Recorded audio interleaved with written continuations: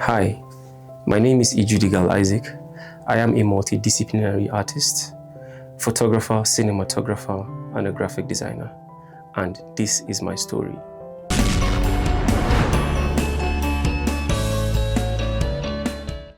Being a designer, I've had 8 years of experience, and I've been able to be tutored by one of the best designers in the world, Rob Janoff. That's the designer of the Apple logo.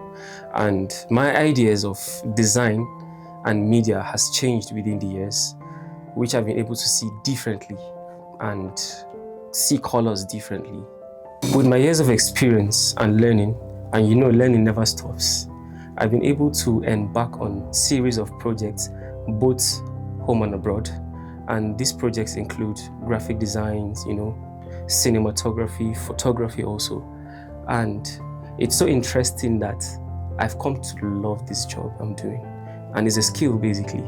So for my graphic designs, I've designed a lot of company brands, from full company branding package, logo designs, web development, UI, UX, and so on. So it's been an interesting journey being a designer, cinematographer, and a photographer.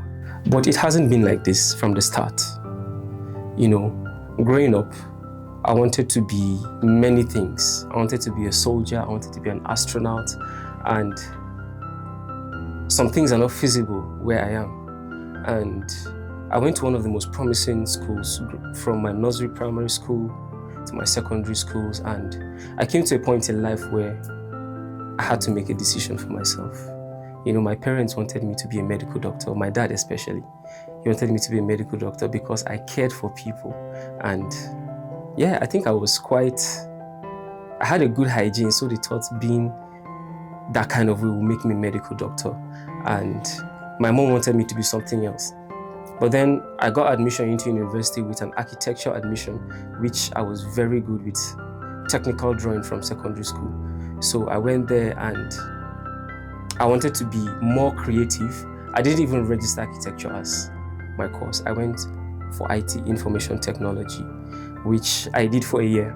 And I thought, okay, I'm not really enjoying what I'm doing. And I wanted to do game design, production. I wanted to use my skill, my talent, and my hands to do something. But then I realized moving somewhere else would be better for me. So I moved to a visual arts department where I learned everything I'm doing today. It was very conflicting trying to make my parents understand the route I'm heading to. They feel like, oh, I sent you to school to go and do this and you want to be a cameraman. And I'm like, this is what I love doing.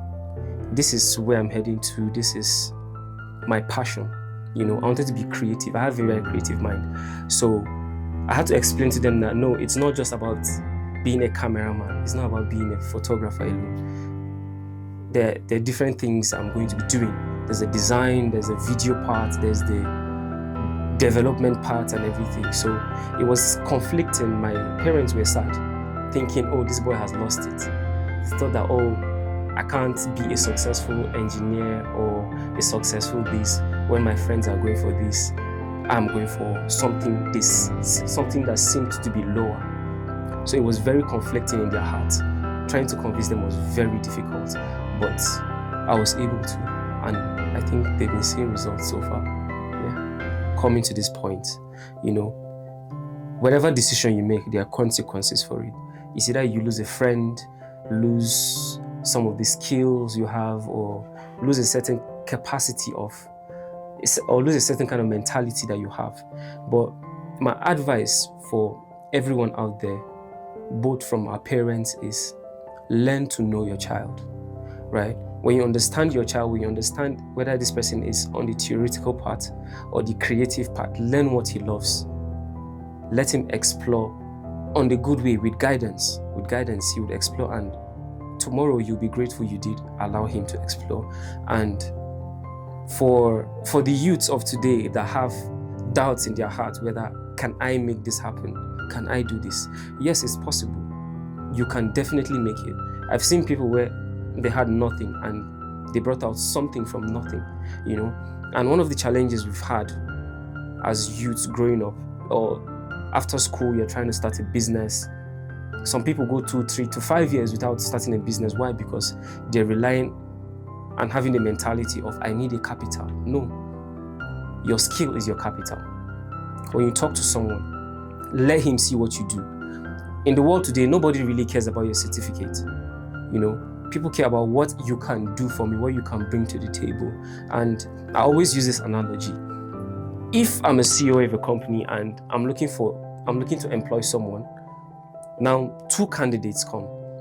One has a master's degree or a PhD with less skill, and someone that is just an undergraduate, even without even finishing school, but he has what I need to take my company to the next level. I would definitely employ him. So it is the skill that matters. And don't think, oh, I can't do this, I can't do this. There was a time in my life I was like, oh, I really want to do this photography thing, but I cannot do it because I didn't have a camera. I was sitting at home. But I had friends that have camera. So I was like, I'm just being lazy.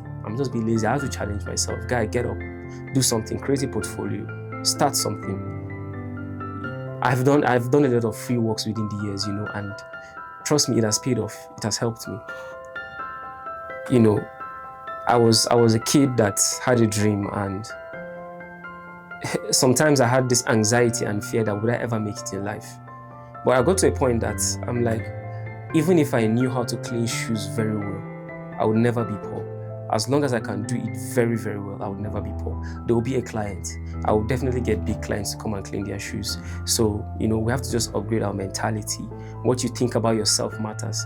Never talk down on yourself. Never look down on yourself. And, you know, the sky is just the starting point. So, thank you. God bless you. See you tomorrow.